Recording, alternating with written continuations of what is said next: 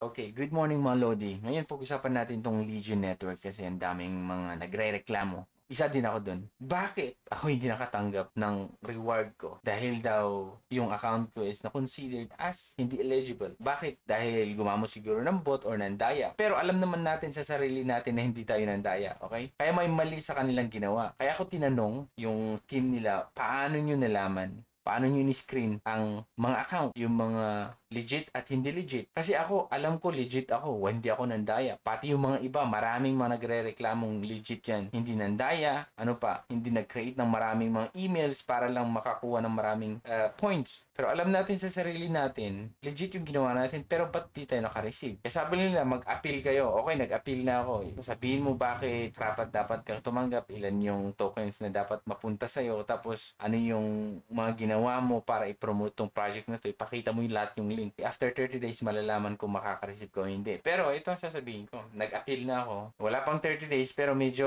tinamad na ako dito sa app na to eh. Bakit? Ito pag pumunta ka sa application, ayan, Legion Network, meron silang 1 million plus na download. Okay? So yung 1 million plus na download, okay, alam natin, una kasi sa referral na ginawa nila. Siyempre, gustong makareceive din ng reward na Legion coin. Ang problema dito, nagtataka ako, bakit napakaliit ng nalaman nilang legit? Bakit ko nasabi? Pag pumunta ka dito sa BSC Scan, meron lang silang holders na 90,000 plus compare sa 1 million na nag-download. So kahit sabihin na natin, itong 90,000 plus, 90,254 addresses, kahit yung mga nagbenta, andito pa rin kasali. Okay? Masasabing, ito ay mga holders o nabigyan ng reward. I-compare mo sa 1 million plus na nag-download. So sabihin na natin, 9% lang ang nalaman nilang legit o nabigyan nila. So yun lang yung mga legit na alam nila. Tapos lahat na 91% wala na, hindi na legit. Katulad ko, wala akong natanggap. Ang liit naman na nabigyan nila kung totoo yung pinagsasabi nila na na-screen nila o nalaman nila kung sino yung mga legit at hindi. Naniwala sana ako kung 70%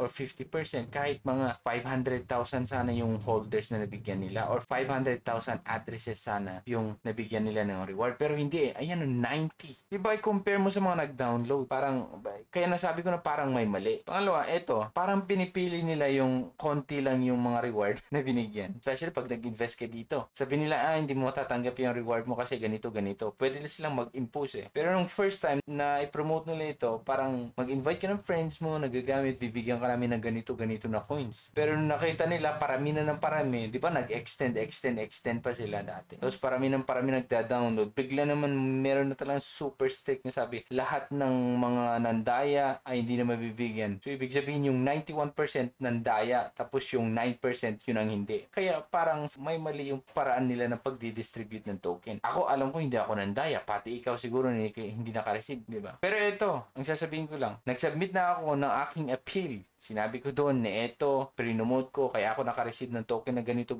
Pero pag wala pa akong ma-receive after 30 days, uninstall na ako dito. Tama na, uninstall na ako dito sa app na to. Kasi una pa lang ng pag-promote nila, nag-take advantage na sila sa atin eh. Pinadami nila yung taong magda-download tapos ganyan lang bibigyan nila. Napaka-bias sila. Bias talaga sila. Akala nila hindi natin ma-check. Ayan holders nila is 90 lang. Maniniwala pa sana ako pag 700,000 yung holders tapos 30% yung mga nandaya, ganon. Or kahit 50-50 lang sana. Pero hindi. Ang liit naman yan. Ibig sabihin, 9% lang yung nakita nilang legit na nag-download doon sa app. Mali. Kung ikaw naka-receive, good for you. Okay? Pero, nasabihin ko sa inyo, in the future, pag ganito lagi, na kaya nilang impose ng rules, magagawa ng bagong rules. Lalo na pag nag-invest ka, tapos biglang i-hold yung pera mo, hindi ka mabibigyan pag di mo ginawa to.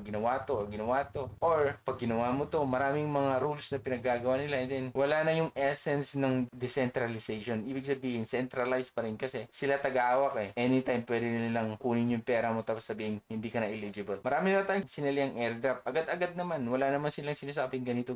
Okay, andyan na yung airdrop mo, makuha mo na. Pero sila, sobrang higpit nila. Okay, ako dun na iban yung mga nandaya. Pero parang pinili lang talagang bigyan yung mga taong konti lang yung referral. Okay? So, yan lang masasabi ko. Kayo din, guys, mag-appeal na kayo pag wala tayong ma-receive, then lahat uninstall tayo para maramdaman naman nila na pakita natin sa kanila na suportahan lang natin yung mga project na kung saan hindi din nagtitake advantage. So yan lang guys, ako si Torogi and see you on my next video. Bye!